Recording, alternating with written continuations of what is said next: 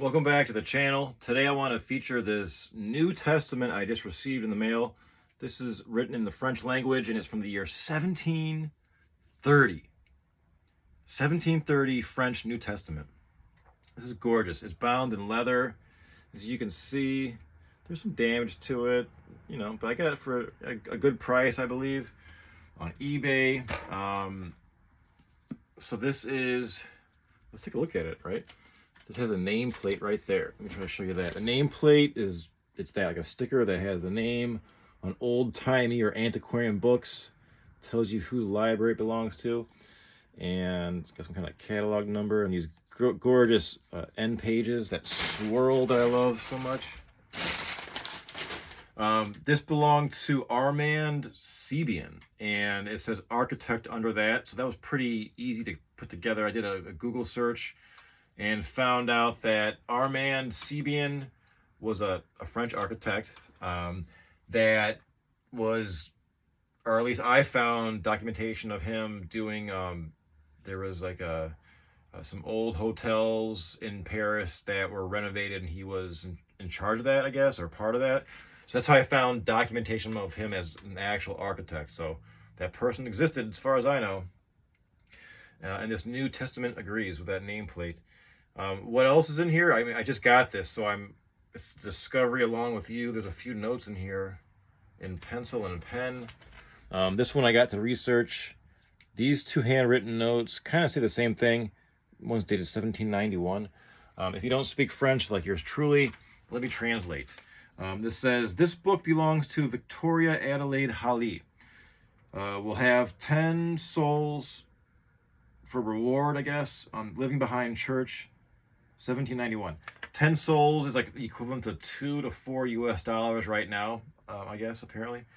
So I love those handwritten notes in antiquarian books. Here we have the title page. You can see the Roman numerals for the date, 1730. 1730. It's 46 years before the birth of the United States, which I'm a citizen of. That's always like a big, landmark in my mind, and I'm sure in your mind, no matter where you are in the world, like your country's founding is no matter when it is, is like a solid landmark to hold in your mind for dating things old. At least that's what I do. So now I'm a lot more. This is gorgeous. I'm a lot more willing to buy books that are not in my native tongue. In this modern era of Google Translate and Chat GPT, which I use all of, they're great tools. Back when I bought antiquarian books or leafs of Bibles, like in the late 20-teens on eBay, translating them was like a, and then anytime before that, translating a book, it's a lot more difficult, right? So now it's just too easy. So when it's a New Testament in French or Latin, I'm not hesitant now to make those purchases if they're the right kind of book for me because of the amazing technology we have. So as far as let's talk about a few things here, this aspect of this New Testament. So 1730 is written in French. I think it's published in Paris as well. I think it is. Is it? I think I read that somewhere. But as far as like the New Testament itself, that consists of 27 books that make up the New Testament. And the Bible is the Old Testament and the New Testament together. Various Christian traditions that can, like the Protestant Old Testament, a little bit shorter than the Roman Catholic Old Testament. There's slight differences, and even up to this day, I guess, Christian traditions don't agree on the exact format. But the 27 books of the Bible of the New Testament was the first time we see that. Just a little historical trip back in time. The first time we see this 27 books compiled together in a canon. And a canon simply means like a collection, a beginning and end, right? An agreed list. So that's a big deal in Christianity. Like who agreed on this list, who, what, where, when, and why. Like what other books were not included, like the book of the Gospel of Thomas, Gospel of Mary Magdalene, and who knows what else is undiscovered yet in some cave in Egypt or near the Dead Sea. There's more out there. That's the fascinating thing to me. As an antique dealer and historian and person of trying to find faith and all that stuff mixed together, and the possibilities of what else is out there, because it's naive, I think, to say that we found it all, that's it. What I mean? There's more out there. This is a big world. The first time we see 27 books of the New Testament together is the year, from what historians say, scholars say, the year 367 A.D. So basically, 320 something years after the death of Jesus, we see the New Testament. So 325 years, give or take, after the death of Jesus, we see all 27 books come together. And that was an apostolic letter near Easter time. A pope wrote a letter that, I guess it was common around Easter for popes to write letters to churches declaring what was heresy and what was orthodoxy, what was good and what was bad, right? So this is the first time in this letter we see all 27 books of the Bible, of the New Testament, mentioned. And that's the year 367. But, there's a big but.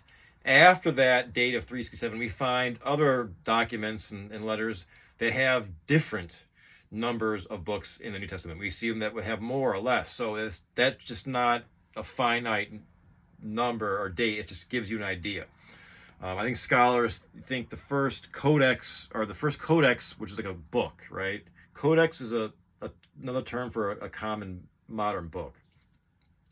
The year 350 CE, the Common Era, there was a Codex Sinaiticus, part of my Latin, which is like the mid 4th century, but that excludes Jude.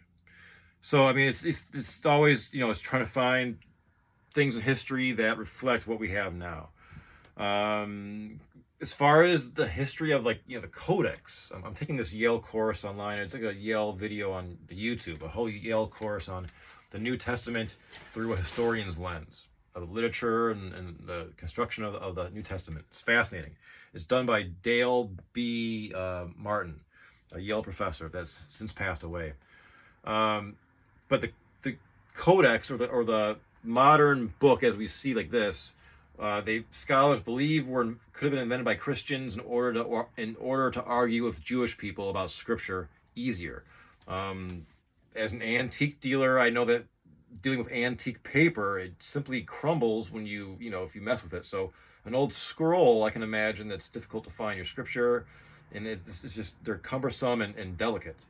The precursor to the New Testament in codex or book form was a box in a synagogue or church full of scrolls, and you could add or take away whatever you considered was the New Testament quite easily. You put a scroll in, take it out, put it in, take it out, but that was harder to move around. So the idea was, scholars believe that maybe early proto-Christians developed a codex because it was simply easier to move around. Cut up your scrolls, you sew it together, and then it's a remarkable invention.